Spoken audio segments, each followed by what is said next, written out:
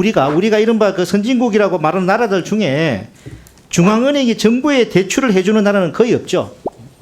없죠. 일반적으로 중앙은행은 하지 않게 되어 있습니다. 사실 대부분 법으로 금지하고 있죠. 그렇습니다. 그래서 저는 한국은행이 좀 더 단호한 모습을 보여줘야 되지 않나 싶습니다. 그 외환위기 당시에 그 정부에서 발행한 14조 원에 달하는 국채를 한국은행에 인수하게 그때 정부가 하게 했을 때 당시 그 전철환 그 당시 총재님께서 그렇게 할 일이 아니다. 유통시장을 통해서 발행하자라고 정부를 설득을 했고 높은 평가를 받고 있는 거는 뭐 총재님도 잘 알고 계시죠? 네. 지금 총재님께서도 이런 과거에 전철환 총재님 같이 좀 단호한 모습을 좀 보여주셔야 되는 게 아닌가.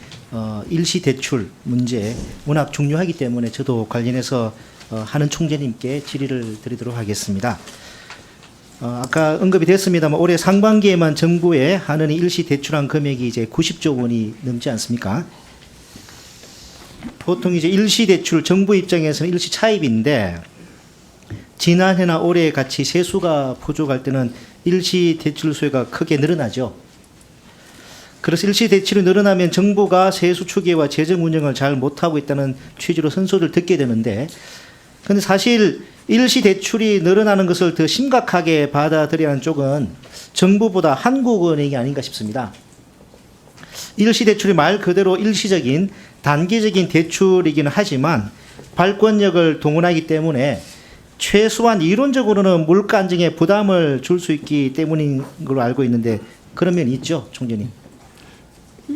의원님 말씀 지금 계속 같은 질문이 있어서 제가 말씀드리면 이 재정 적자가 났을 때 정부가 유동성을 확보하는 방법은 재정증권을 쓰고 있는데 만일 한국은행을 사용하지 않는다면 재정증권의 만기를 63일보다 훨씬 앞으로 짧게 하지 않으면 이 문제가 해결되기는 어려울 것 같습니다. 네, 좋습니다. 그러니까 금통위에서 매년 일시대출 한도와 조건을 정하면서 기조적인 자금 조달 수단이 되어서는 안 된다고 조건을 달아왔던 것이죠. 올해부터는 그래서 일시대출 평전이 재정정권 평전보다 높으면 안 된다. 네. 이런 조건 달아놓은 거 아니겠습니까? 근데 그 올해 6월 말 기준 일시차입 평전이 그 물론 아직 뭐 재정정권 평전보다 적긴 하지만 작년 같은 해 기준으로는 높은 건 알고 계십니까? 알고 있습니다. 작년 6월 말 기준으로 6.7조 원인데 올해 6월 말 기준으로는 7.2조 원이죠. 네. 한국은행이 반복적으로 일시차입보다 재정정권을 발행해서 자금 조달을 하라고 그렇게 이야기하는데도 사실 큰 개선이 안 되고 있는 것 같습니다. 그러다가 또 세수 여건이 좋아지면 일시차입이 줄어드니까 그때는 또 언제 그랬냐는 듯이 논의가 쏙 사라지는 것 같습니다.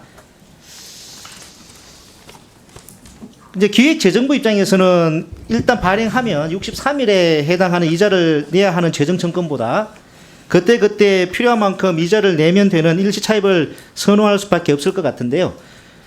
총재님, 우리나라가 이제 이른바 선진국이라고 하는 나라들 중에 우리가 이른바 그 선진국이라고 말하는 나라들 중에 중앙은행이 정부에 대출을 해주는 나라는 거의 없죠. 없죠.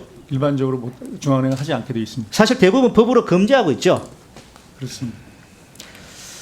그래서 저는 한국은행이 좀 더 단호한 모습을 보여줘야 되지 않나 싶습니다. 그 총재님, 그 외환위기 당시에 그 정부에서 발행한 14조 원에 달하는 국채를 한국은행에 인수하게 그때 정부가 하게 했을 때 당시 그 전철환 그 당시 총재님께서 그렇게 할 일이 아니다. 유통시장을 통해서 발행하자라고 정부를 설득을 했고 결국 처음으로 채권시장이 문이 열렸고 지금과 같이 국채시장이 성장할 수 있는 계기가 되었다라고 높은 평가를 받고 있는 것은 뭐 총재님도 잘 알고 계시죠? 네. 지금 총재님께서도 이런 과거에 전철환 총재님 같이 좀 단호한 모습을 좀 보여주셔야 되는 게 아닌가 싶습니다. 재정 정권도 더 만기가 짧은 정권이 원활하게 발행되고 또 시장에서 받아들여지는 그런 결과를 낼 수 있도록 말입니다. 또 실제로 아까 총재님께서는 63일 물만 말씀하셨는데 최근 정부는 최종 정권 28일 물도 발행하고 있지 않습니까? 그죠? 자, 마지막으로 그 지난해 국정감사에서 아까도 뭐 이렇게 언급이 되었는데 일시 차입 한도와 조건을 국회에서 정해달라 총재님 이런 말씀하셨죠. 좀 매우 위험한 발언 아닌가 싶습니다. 만약 집권 여당이 다수당이라면 쌍수를 들고 환영할 일 아니겠습니까? 한도와 조건을 대폭 완화하고 싶지 않겠습니까? 집권 여당 입장에서는. 그 한국은행법 제3조 알고 계시죠, 총재님? 한국은행법 제3조. 제가 읽어보겠습니다. 중립성 조항인데요. 한국은행의 통화신용정책은 중립적으로 수립되고 자율적으로 집행되도록 하여 하며 한국은행의 자주성은 존중돼야 한다. 총재님, 작년 말씀 그 한국은행법이 3조 중립성 조항에 위배되는 좀 소지가 있는 거 아닌가요? 존경하는 차관님, 저는 그렇게 생각하고 있지 않습니다.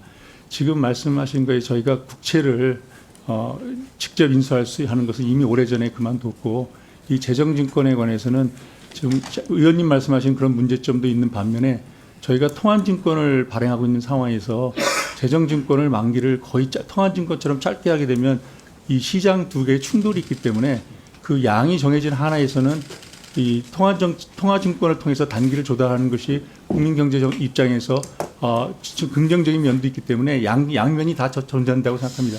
시간 관계상 한 번 더 제가 질의한 취지를 한번 좀 살펴봐 주시길 바라고요. 저는 총재님께서 과거 전철한 그 총재님 같이 좀 더 단호한 모습을 보여 주셔야 되지 않나 그렇게 생각을 합니다.